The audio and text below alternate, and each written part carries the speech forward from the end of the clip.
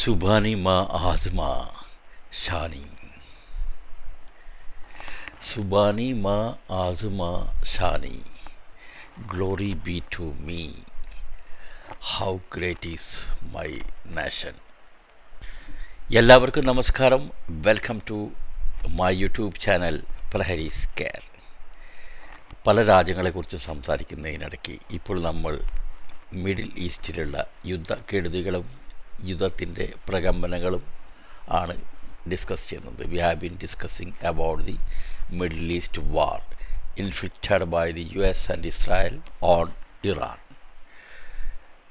Reasons of the war may be many, differences from each point of view, but generally it can be seen as a disaster, complete disaster of the war. Okay. Iranian nation, proud and resilient, has proven that it does not yield to threats or foreign intervention. The millennia-old history of Iranian civilization bears witness to the fact that Iranians have never bowed to aggression or domination. ആരുടെ മുമ്പിലും ഇതുവരെ തല കുനിച്ചിട്ടില്ലാത്ത ഒരു advanced സിവിലൈസേഷനാണ് ഇറാൻ്റെ എന്നാണ് അവർ അവകാശപ്പെടുന്നത്. അവർ coat ചെയ്യുന്നത് പല പല പഴയ ചരിത്രകാരന്മാരെയും പോയറ്റ്സിനെയൊക്കെയാണ്. For example, about 900 years ago, Farid al-Din Athar, one of the greatest poets in Iranian history, recounts in his book Tadkirat al-Awliya that when Bayazid was Khan, അതിലെ ആ ഒരു ബുക്കിലെ ഒരു കഥാപാത്രമാണ് ബയാസിദ്, uttered the ecstatic phrase Subhani ma azma shani, glory be to me, how great is my nation. എന്നിൽ എന്താ glory എൻ്റെ എല്ലാ ഐശ്വര്യങ്ങളും എന്നിൽ ചൊരിയട്ടെ, എത്ര മഹാനാണ് എൻ്റെ രാഷ്ട്രം എന്നാണ്. ഏതൊരു രാഷ്ട്രഭക്തിയുള്ള ഒരു നാഷണലിസ്റ്റും വികാര പുളകിതനാകുന്ന ഒരു വേർഡാണ് അദ്ദേഹം പറഞ്ഞത്. ആ സ്റ്റോറിയിൽ ബയാസിസ് എന്ന കഥാപാത്രം, അദ്ദേഹത്തെക്കുറിച്ച് ഒരുപാട് ഹിയർസെ, ഒരുപാട് പേര് കുറ്റം ചൊരിഞ്ഞ് അയാൾ ഇങ്ങനെയാണ് അങ്ങനെയാണ്, ഒരുപാട് രാജ്യത്തിന് അഗൻസ്റ്റ് സംസാരിച്ചിട്ടുണ്ടെന്നൊക്കെ പറഞ്ഞ ആളുകൾ അദ്ദേഹത്തെ കല്ലെറിഞ്ഞു. People started beating, throwing stones on him. അതെപ്പോഴും അങ്ങനെയാണല്ലോ. സോക്രട്ടീസിനെ അങ്ങനെ ആയിരുന്നല്ലോ. അങ്ങനെ ഒരുപാട്, ഈവൻ യേശുക്രിസ്തുവിനെ ഒന്നും ആളുകൾ വെറുതെ വിട്ടിട്ടില്ല. So it is always there. When you are telling something truth, it has some adverse effect on the evil minds. അപ്പോൾ അങ്ങനെയുള്ളവർ ആർക്കാണോ അത് കൂടുതൽ പ്രശ്നമാകുന്നത് അവർ വെറുതെ ഇരിക്കത്തില്ല, അവർ വന്നിട്ട് എന്തെങ്കിലും പറയും. അപ്പോൾ ഈ ഒരു കഥാപാത്രത്തിൻ്റെ ആളുകൾ കല്ലേറും ഇതെല്ലാം തുടങ്ങിയപ്പോൾ, കല്ലേറ് മാത്രമല്ല കത്തിയോണ്ട് കുത്താനും തുടങ്ങി. Attacked him with knives, yet as the story goes, with every stab instead of Bayazid bleeding, ഓരോ കുത്ത് കിട്ടുമ്പോഴും ബയാജാദ് രക്തം ഒഴുകുന്നില്ല അദ്ദേഹത്തിൻ്റെ ബോഡിയിൽ നിന്ന്. It was the attackers own bodies from which blood was flow. അതായത് രക്തം ചൊരിയുന്നത് ഈ അറ്റാക്ക് ചെയ്യുന്നവരുടെ ശരീരത്തിൽ നിന്നായിരുന്നു എന്നാണ് ആ കഥ പറയുന്നത്.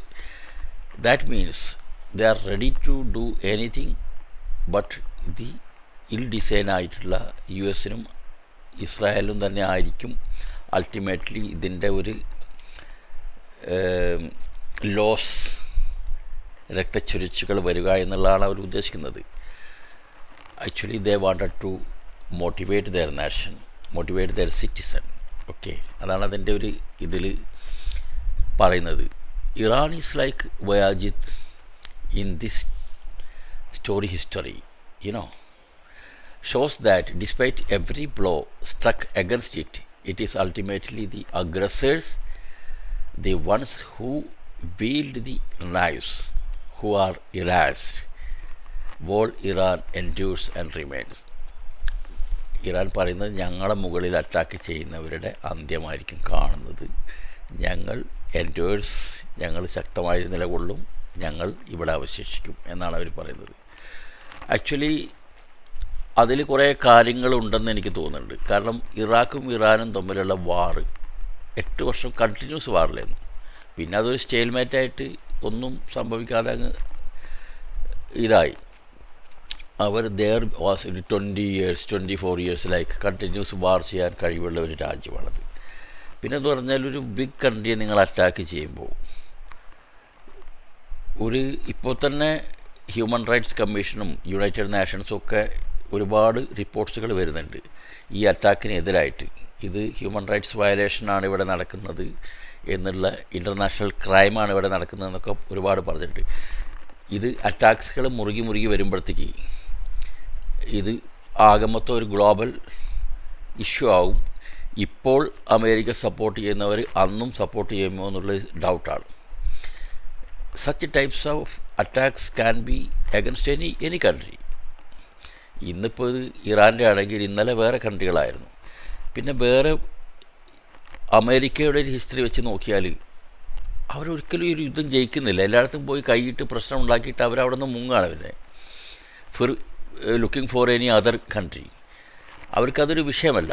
വിയറ്റ്നാമിൽ അവർ തോറ്റു, അഫ്ഗാനിസ്ഥാനിൽ തോറ്റു, എവിടെ വെച്ചോ കൈവച്ചോ അവിടെ എല്ലാം അവർക്ക് പ്രശ്നങ്ങളാണ്.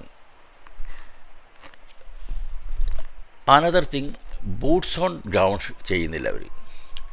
ബൂട്ട്സ് ഓൺ ഗ്രൗണ്ട്സ് എന്ന് പറഞ്ഞാൽ നിങ്ങൾ കരസേനയെ വിട്ട് അവിടെ ആക്രമിച്ച് കീഴടക്കണം, എങ്കിൽ മാത്രമേ ഒരു കൺട്രി വിജയിച്ചതായിട്ട് പറയുള്ളൂ. Like what we did in 71, 65 like no. So you fight after entering the country, boots on ground. പക്ഷെ അതവർ ചെയ്യുന്നില്ല. They are only attacking by air only.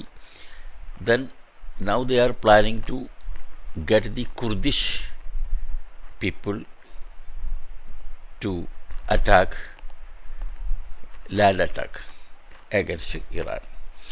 So എന്നാലും അവർ കയറത്തില്ല, വേറെ ആളെ കൊണ്ടാണ് കൂലിപ്പട്ടാളത്തിനോട് ചെയ്യിക്കാനുള്ള പരിപാടി. So these are the main lacunas, main handicaps of the US and Israel attacks. They can attack very easily by air, but they are now doing what they are doing is navy, Iranian നേവിയെയും Iranian എയർഫോഴ്സിനെയും നിശ്ചലമാക്കുക, അവരെ നശിപ്പിക്കുക. അതിനുശേഷം boots on ഗ്രൗണ്ടിൽ വരാമെന്നാണ് ഉദ്ദേശിക്കുന്നത്.